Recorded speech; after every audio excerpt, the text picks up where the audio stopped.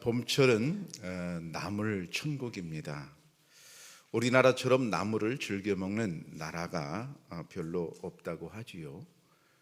고구마를 먹는 나라는 많지만 고구마 줄기까지 먹는 나라는 거의 없다고 합니다. 고사리, 그리고 도라지, 더덕, 두릅, 참나물, 곤드레, 죽순, 이루 말할 수 없이 많은 나물들이 봄철에 나옵니다. 이 나물들은 식이섬유, 비타민, 미네랄이 풍부해서 각종 생활 습관병을 예방하는 데 도움이 될 수 있습니다. 그리고 나물들은 대부분 항산화 그리고 항암 효과가 있기 때문에 약재로 쓰이기도 합니다. 그런데 높은 산에서 채취한 나물과 동네 뒷동산에서 채취한 나물은 그 맛이 같을까요? 다를까요? 전혀 다릅니다. 모양도 같고 색깔도 비슷할지라도 그 향과 맛은 분명히 차이가 납니다. 어떻게 다릅니까? 높은 산에서 뜯어온 나물은 그 향과 맛이 굉장히 깊습니다. 그 나물의 고유한 맛이 제대로 더 납니다. 봄철의 나물, 대표적인 나물, 취나물이 있습니다. 맛있게 드셔 보시기를 바랍니다. 더 좋은 걸 드리지요. 유기농입니다. 쌉싸름한 맛과 특유의 향이 일품인 저 취나물도 높은 산에서 캐온 것은 그 향과 맛이 더 진합니다. 취나물은 혈액순환에 아주 좋다고 하죠. 여성들은 피부 건강 유지에 매우 좋다고 합니다. 오늘 가서 많이 좀 드시기를 바랍니다. 신앙은 어떨까요? 신앙도 그렇습니다. 더 깊은 신앙이 있고요, 더 향이 진하게 나는 신앙이 있습니다. 어떤 신앙이 과연 깊은 맛이 나는 신앙일까요? 높은 산을 보기 전에 먼저 지금 우리의 현장을 우리는 봐야 합니다. 상황 파악을 해봐야 되지요. 지금 세상은 어떤 국면인가? 하나님께서는 2000년 전에 하나님의 아들 예수님을 이 땅에 보내셨습니다. 예수님께서 이 땅에 오시면서 예수님이 오신 목적이 있습니다. 오늘 성경에 기록되고 있는데요, 죄인을 구원하시려고 이렇게 되어 있습니다. 여기서 죄인이라는 단어에 우리가 주목해 봐야 되는데, 죄인이라는 말은 하마르톨로스라는 말입니다. 잘 알지만 관역에서 벗어난 사람을 죄인이라고 말합니다. 여기 관역에서 벗어났다고 하는 것은 쉬운 말로 정도에서 벗어났다는 거지요. 또 다른 말로 진리에서 벗어났다는 거지요. 그럼 진리에서 벗어났다는 것이 무엇인가? 하나님을 벗어난 사람을 의미합니다. 결국 예수님께서 이 땅에 오신 것은 하나님을 벗어난 사람들을 구원하시려고 오신 겁니다. 병원에서 의사는 환자와의 관계가 형성이 되는데 환자라야만 관계가 형성이 됩니다. 이 말은 무슨 말인가 하면, 의사가 있지만 그 의사가 주변에 이제 이웃하고 같이 이웃하고 살잖아요. 그 이웃하고 사는데 의사라는 직업이 동호인의 한 사람이라면 그 직업은 결국 별로 필요가 없습니다. 그냥 지인일 뿐입니다.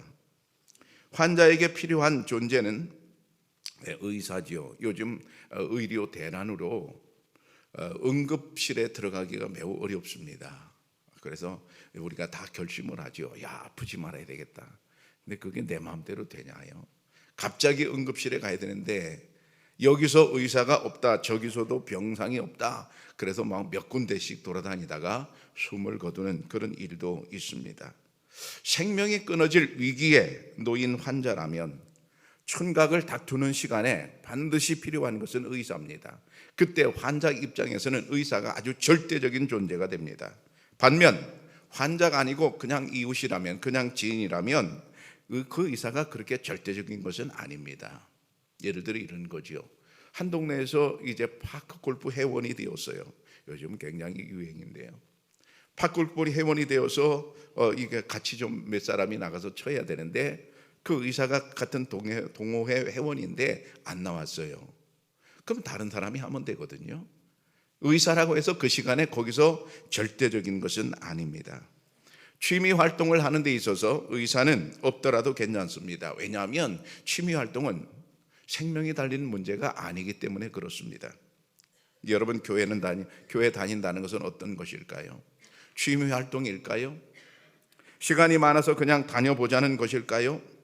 지인과 만나 시간을 때우는, 그리고 맛있는 것을 먹는 그런 시간일까요? 아닙니다. 환자에게 의사가 필요한 것처럼 우리 죄인에게는 반드시 하나님이 필요한데, 예수 그리스도가 필요한데, 그것을, 그 사실을 알려면 내가 환자, 내가 죄인이라는 사실을 인식하는 거지요.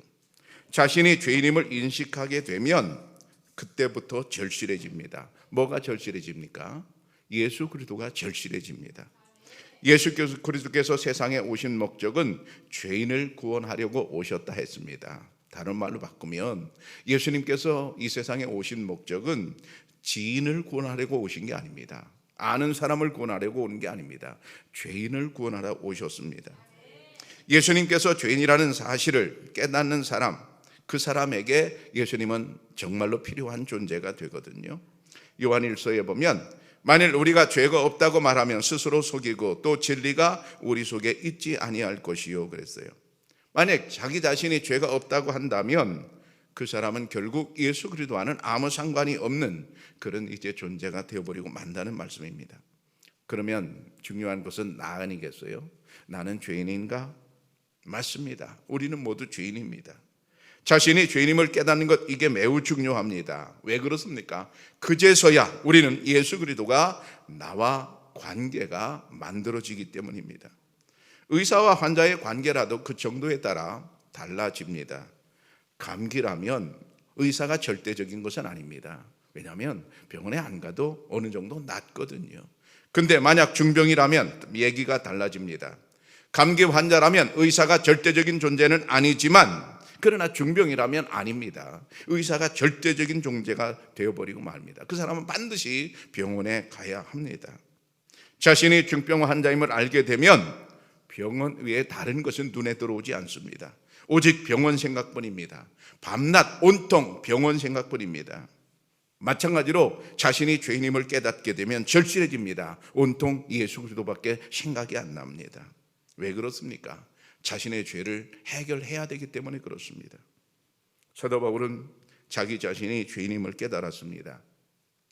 그것도 아주 속 깊이 깨달았습니다. 그래서 오늘 이렇게 고백합니다. 죄인 중에 내가 괴순이라. 죄인 중에 내가 괴순이라. 이런 표현을 들을 때 여러분, 이 표현은 겸손을 가장한 표현일까요? 실제는 그렇지 않은데 겸손한 척 그렇게 말하는 것일까요? 아닙니다. 사도 바울은 이렇게 고백하고 있죠. 로마서 7장에 보면 오호라 나는 곤고한 사람이로다. 이 사망의 몸에서 누가 나를 건져내랴. 세 번역에 보면 나는 비참한 사람입니다. 자신이 얼마나 비참한 사람인지를 깨닫고 하는 고백입니다. 이 고백의 깊이가 결국은 믿음의 깊이가 되고 사랑의 깊이가 됩니다. 나는 죄인 중에 괴수였다. 과거형으로 말하지 않습니다. 현재형으로 말합니다. 나는 괴수다. 나는 죄인의 괴수다. 현재형으로 말합니다. 무슨 얘기입니까? 지금 여기서 자신의 실체를 인정하고 있다는 그런 얘기입니다. 지금 현재 내가 죄인으로 살아가고 있다는 것을 말합니다. 자신의 죄인됨에 대해서 허구적이거나 추상적이 아닙니다. 아주 현실적입니다. 지금 나는 죄인이다. 아무리 선한 일을 많이 한다 할지라도 내 속에서 죄가 꿈틀거리는 것을 보면서 역시 나는 죄인이구나. 나는 여전히 죄 가운데 살고 있구나. 이걸 괴로워하고 있는 겁니다. 그게 너무나 괴로우니까 나는 죄인 중에 괴수라고 고백하고 있습니다. 죄가 더한 곳에 은혜가 넘칩니다. 오늘 본문의 괴수라는 말은 프로토스라는 말인데 서열상으로 첫째라는 말입니다. 우두머리라는 뜻이죠. 우리는 얼마 전부터 우두머리라는 말을 수없이 들어봤습니다. 사도 바울은 이렇게 말합니다. 나는 죄인이 있다면 그 죄인 중에 내가 우두머리다. 가장 죄가 많다, 그런 얘기 아니겠어요? 그런데 그 말을 곱씹어보면 이렇습니다. 로마서 5장에 보면 죄가 더한 곳에 은혜가 더욱 넘쳤나니. 죄를 많이 지으면 더욱 은혜가 넘친다는 말입니까? 그렇다면 그게 그 논리라면 우리가 죄를 더 지어야 은혜를 더 받는다는 그런 얘기입니까? 그런 얘기가 아니죠. 자신의 죄악의 깊이를 깊이 깨달으면 깨달을수록 은혜도 깊이 깨닫는다는 말씀입니다. 프랑스와 페넬로지라는 사람이 그리스도인에 완전해서 이런 말을 했습니다. 한번 곱씹어 봐야 될 말인데요. 하나님의 순수한 빛이 우리 마음속에서 증가할수록 사소한 과오들도 크고 괴상한 것으로 느껴집니다. 해가 뜨면 희미하게만 가늠되었던 사물들의 크기가 제대로 드러나는 것과도 같지요. 내적인 빛이 증가하면 지금껏 보아온 결점들이 지금까지 보이던 것보다 훨씬 더 크고 더 속속들이 악한 것으로 보이게 됩니다. 자신의 죄악의 깊이를 알려면 필요한 게 있다는 거예요. 빛이 필요하다는 거예요. 빛이 내 안에 들어오면 비로소 내 안에 예전에 작게 느껴졌던 내 안의 죄악이 아주 속속들이 아주 크게 선명하게 그 죄악들이 보이게 된다는 말입니다. 반면 마음속에 빛이 없으면 그 영혼이 어두우면 어떻게 됩니까? 자신의 죄악을 전혀 볼 수가 없어요. 자신의 죄악을 전혀 볼 수 없으면 어떤 현상이 벌어집니까? 그냥 교만하게 됩니다. 교만해서 세상을 자기 마음대로 그냥 살아가는 거죠. 사도 바울은 다메섹 도상에서 너무나도 찬란한 그 빛을 경험하였습니다. 사도행전 22장 6절에 보면 가는 중 다메섹에 가까이 갔을 때 오정쯤 되어 호련히 하늘로부터 큰 빛이 나를 둘러 비치매. 여기 큰 빛이라고 표현하고 있어요. 엄청나게 큰 빛이죠. 환한 빛을 의미하죠. 결국 이 빛은 무엇을 의미합니까? 예수 그리스도를 의미합니다. 예수 그리스도는 빛이시기 때문입니다. 요한복음 12장에 보면 나는 빛으로 세상에 왔나니 무릇 나를 믿는 자로 어둠에 거하지 않게 함이로라. 예수님을 마음속에 모시게 되면 결국 빛이 내 안에 들어오는 거거든요. 그 전까지는 어둠입니다. 그래서 자신의 죄악을 잘 모르는 거지요. 사도 바울도 자신의 죄악을 잘 몰랐어요. 그런데 예수님께서 자기에게 오시니까 빛이 자기에게 들어오니까 자신의 죄악을 분명히 알게 되었어요. 너무 분명히 알게 되었어요. 그래서 고백하는 말이 죄인 중에 내가 괴수라고 고백합니다. 왜? 큰 빛이 내게 들어왔기 때문입니다. 만약 사도 바울이 그때 그 빛을 만나지 못했으면 여러분 어떻게 되었을까요? 사도 바울은 아마 평생 동안 방황하다가 그냥 끝났을 것입니다. 율법으로 구원에 이루는 줄 알고 그는 율법을 잘 지켜 우쭐대다가 그냥 인생이 그렇게 쫑났을 것입니다. 그는 그렇게 위대한 사람이 되지 못했을 것입니다. 그런데 그렇게 위대한 사람이 되는 것은 자기 자신이 어떤 사람인가를 분명히 알았기 때문입니다. 그 이유가 뭡니까? 하늘의 빛이 자기에게 들어왔기 때문입니다.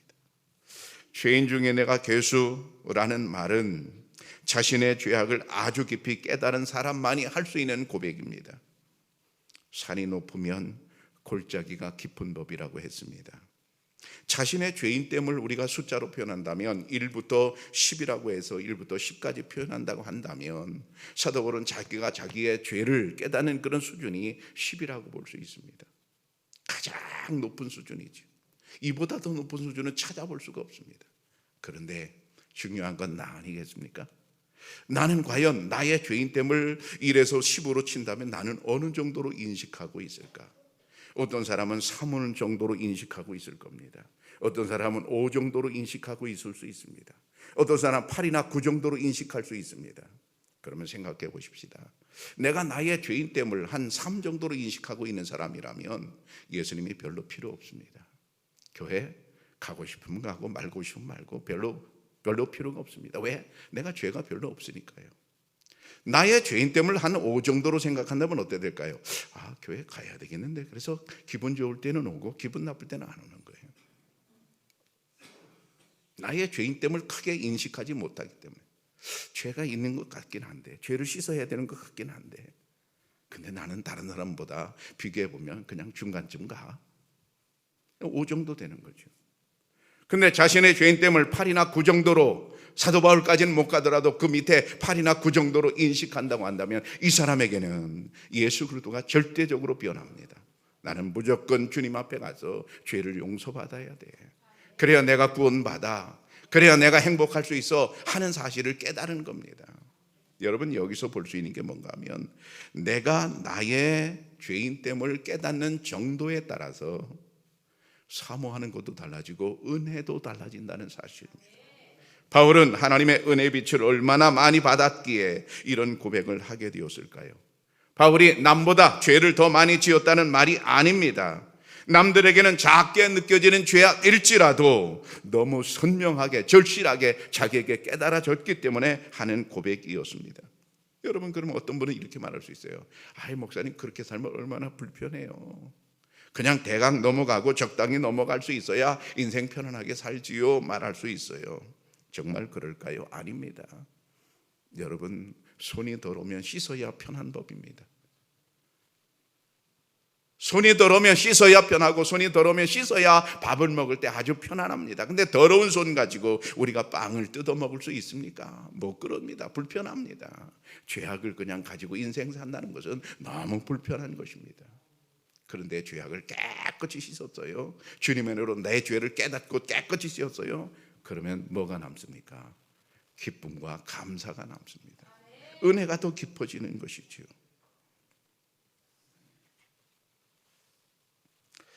삭개오라는 사람을 여러분 너무나 잘 압니다. 누가복음 19장에 보면 삭개오가 서서 주께 여짜오되 주여 보시옵소서 내 소유의 절반을 가난한 사람들에게 주겠사오며. 삭개오는 외로운 사람이었습니다. 자기 동족을 배반하고 세리가 되었기 때문에 사람들이 다 손가락질하는 그런 사람이었습니다. 가장 친한 친구에게 오늘 밤에 우리 집에 와서 나하고 밥 좀 같이 먹자 그래도 친구들이 안 옵니다. 아무도 안 갑니다. 가면 같은 놈이 돼버리기 때문에 아무도 그 집에 발걸음을 하지 않습니다. 얼마나 외롭습니까? 돈은 많았지만 외로운 사람입니다. 그런데 어느 날 예수님을 만나고자 갔는데 예수님을 만날 수가 없어요. 뽕나무 위로 올라갔습니다. 거기서 예수님을 이제 만나게 되는데 예수님이 이러시잖아요. 삭개오야, 내려와라. 오늘 내가 너네 집에 가서 같이 밥 먹자. 거짓말 같은 얘기입니다. 아무도 자기 집에 오지 않는데 누구도 자기 집에 발걸음을 하지 않는데 예수님께서, 그 대단한 예수님께서 자기 집에 오신다고 하니까 너무나 놀랐습니다. 믿어지지 않는 그런 얘기입니다. 너무 기쁜 나머지 그는 이렇게 말하지요. 내 재산의 절반을 뚝 잘라서 가난한 사람에게 나눠주겠습니다.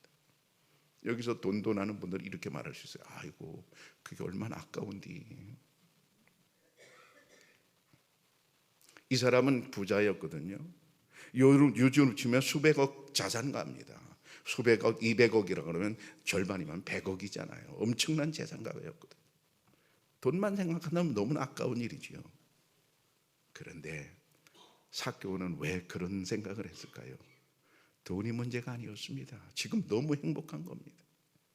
그동안 자신의 죄악 때문에 괴롭게 살았고 사람들의 눈 때문에 너무 외롭게 살았는데 예수님께서 자기에게 오셔서 자기 죄를 용서하시고 친구가 되어주신다고 하니까 이건 뭐 이루 말할 수 없이 기쁜 겁니다. 그러니까 돈이 문제가 아니에요. 이 행복을 어디 가서 사요? 지금 삭개오는 너무 행복한 겁니다. 그래서 그는 그렇게 고백을 했고 결국 여러분 그의 삶은 어떤 삶이 됐을까요? 무조건 행복한 삶으로 나아가는 거죠. 여러분, 삭개오가 가졌던 이 행복, 우리가 어디 백화점에 가면 팔 수 있답니까? 살 수 있습니까? 파는 데 있나요? 인터넷 뒤지면 우리는 어디에서 주문해 볼 수 있나요? 가격은 얼마 정도 될까요? 얼마 정도 되면 이 삭개오가 가졌던 이 행복을 우리는 살 수가 있을까요? 어디 가도 살 수가 없는 겁니다. 삭개오가 가졌던 이 행복은 예수님께서 자기에게 오셔서 친구가 되는 것뿐만 아니라 자신의 오랜 수건이었던 죄 문제를 해결해 주신 데 대한 기쁨이었습니다. 여러분, 그 죄 문제를 해결한다고 하는 것, 여러분 그게 간단한 일입니까? 돈만 생각한다면 될 수 없는 일이지요. 그런데 주님께서 자기에게 오셨습니다. 주님의 빛이 자기 속에 들어왔습니다. 주님의 빛이 자기 속에 들어오니까 그동안 어둠 속에 있던 자기가 이제 환하게 된 겁니다. 어둠 속에 있을 때 삭개오는 돈만 생각했습니다. 돈만 많으면 행복할 거야. 돈만 많으면 사람들이 나를 부러워할 거야 라고 생각했습니다. 그런데 이게 웬일입니까? 돈이 아무리 많아도 사람들이 자기를 부러워하지 않습니다. 자기를 부러워해 줘야 자기가 살맛이 나는데 자기를 부러워해 주지 않는 거예요. 어둠 속에 있을 때 늘 괴로웠습니다. 그런데 예수 그리스도를 모시고 영접하고 나니까 환한 빛이 들어오고 나니까 돈이 문제가 아니었어요. 돈이 문제가 아니니까 이제는 행복을 알게 되었습니다. 여러분, 진리의 빛이 들어오면 분별이 됩니다. 그래서 빛은 분별입니다. 여러분, 어둠과 빛의 차이점이 뭘까요? 분별할 수 있다는 이 얘기입니다. 어둠 속에서는 분별이 안 돼요. 무엇이 좋은지 무엇이 안 좋은지 분간할 수가 없어요. 쉽게 말하면 똥오줌을 못 가리는 겁니다. 무엇이 옳은 삶인지 무엇이 그른 삶인지 정확히 분별을 못하는 거예요. 왜 분별을 못합니까? 내 속이 어둡기 때문에 그걸 분별을 못하는 거예요. 근데 삭개오는 그동안 분별을 못하다가 예수님 빛이 자기에게 들어오니까 이제 분별할 수 있게 돼요. 이렇게 사는 것이 행복한 삶이구나, 이렇게 사는 것이 올바른 삶이구나 하는 것을 분별하게 되었어요. 분별하게 된 이유가 뭡니까? 빛이 자기에게 들어왔기 때문에. 빛이 들어오면 결론적으로 겸손과 감사의 생활이 시작이 됩니다. 하나님의 긍휼을 입은 사람은 마땅히 하나님의 긍휼을 내게 되는데 어떻게 나타납니까? 겸손과 감사합니다. 자신의 죄인됨에 대한 철저한 인식은 우리들로 하여금 겸손하게 하고 기쁨의 감사가 넘치게 만들어줍니다. 우린 그것을 탕자에게서 배웠습니다. 누가복음 15장에 나온 탕자의 비유에서 둘째 아들은 부모로부터 재산을 받았습니다. 그리고 도시에 나가서 모든 재산을 다 탕진하고 초라한 모습으로, 거지가 된 모습으로 집으로 돌아왔습니다. 그가 돌아온 후에 그는 결코 교만할 수가 없었습니다. 그가 돌아오면서 이런 결심을 했습니다. 내가 아버지한테 가서 아들이라고 주장할 수 없다. 나를 품꾼에 하나 그냥 종으로 봐달라고 내가 부탁해야지. 아주 납작 엎드려서 겸손해졌습니다. 그런데 아버지는 자기를 종으로 쓰지 않습니다. 오는 날로 아들로 받아줍니다. 아버지의 사랑 듬뿍 받으며 그는 교만할 수가 없었습니다. 저절로 겸손해졌습니다. 그런데 여러분, 큰아들은 다릅니다. 자기는 잘못한 게 별로 없는 모범생으로 알고 있습니다. 아버지에게 너무나 교만하게 행동합니다. 큰아들의 특징은 불평이었습니다. 누가복음 15장 29절에 보면 아버지께 대답하여 이르되 내가 여러 해 아버지를 섬겨 명을 어김이 없거늘 내게는 염소 새끼라도 주어 나와 내 벗으로 즐기게 하신 일이 없더니. 큰아들의 말입니다. 나는 지금까지 아버지께 그렇게 충성을 다했는데 염소 새끼 한 마리 안 주어서 내 친구들하고 회식을 한 번도 하게 안 했는데 이게 동생이 돌아오니까 이게 회식인데 이게 웬일입니까? 큰아들의 특징은 교만과 불평이었습니다. 왜 그렇게 불평합니까? 교만하기 때문에 불평하는 거죠. 근데 알고 보면 첫째 아들은 감사할 수 있는 조건이 충분했습니다. 누가복음 15장에 보면 아버지가 이르되 예 너는 항상 나와 함께 있으니 내 것이 다 내 것이로되. 내가 죽으면 내 재산 다 네 거야. 지금만 말씀하시는 게 아니죠. 전에도 말씀하셨겠죠. 그건 당연한 일이었습니다. 당신은 당연한 일이었습니다. 누가 봐도 그러는 일이었습니다. 그러면 아버지의 그 대단한 재산, 많은 재산이 다 내 건데 뭐가 불평할 게 있겠습니까? 그냥 감사밖에 없지 않겠습니까? 근데 왜 그는 불평하고 있습니까? 아버지의 은혜를 전혀 모르는 겁니다. 자기가 잘한 것만 생각하는 겁니다. 자기가 잘난 것만 생각하는 겁니다. 아들의 입장에서 아버지 은혜를 전혀 생각을 안 하는 겁니다. 반면 둘째 아들은 어떻습니까? 자기가 실패하고 보니까, 자기가 나가보고 보니까 아버지 은혜가 너무 절실한 겁니다. 자기 죄를 깨닫고 나니까 아버지 은혜가 더 깊어진 겁니다. 아버지 은혜를 깊이 깨닫고 나니까 이제 자기가 겸손하게 되었고 그리고 감사하게 되었습니다. 나는 죄인 중에 괴수라는 이 고백은 하나님의 긍휼을 충분히 경험한 사람만이 할 수 있는 고백입니다. 이 긍휼을 진정으로 경험한 사람은 결국 남에게 엄격하기 어렵습니다. 둘째 아들은 남에게 엄격하지 않았을 거예요. 근데 첫째 아들은 그런 은혜가 없으니까 남에게 엄격합니다. 자신의 죄를 용서받은 사람은 다른 사람의 허물을 어떻게 봐야 됩니까? 용서받은 자의 시각으로 봐야 됩니다. 내가 용서받은 사람 아니겠습니까? 그런 부드러운 시각으로 남을 보면 엄격하기 어렵습니다. 우리는 분명히 용서받은 사람들입니다. 그것도 엄청나게 많은 죄악을 용서받은 사람들입니다. 용서받은 내가 자비로운 눈으로 그리고 부드러운 눈으로 남을 봐야 할 줄로 믿습니다. 사랑하는 청양교회 성도 여러분, 신앙의 깊은 맛이 나기를 축복합니다. 사순절에 더욱 나를 깊숙이 들여다보고 죄인됨을 깨닫는 시간이 되기를 바랍니다. 높은 산에서 나온 나물은 그 맛이 더 진하고 향이 더 진한 것처럼 세월이 지날수록 깊은 맛이 나는 신앙인이 되기를 축복합니다.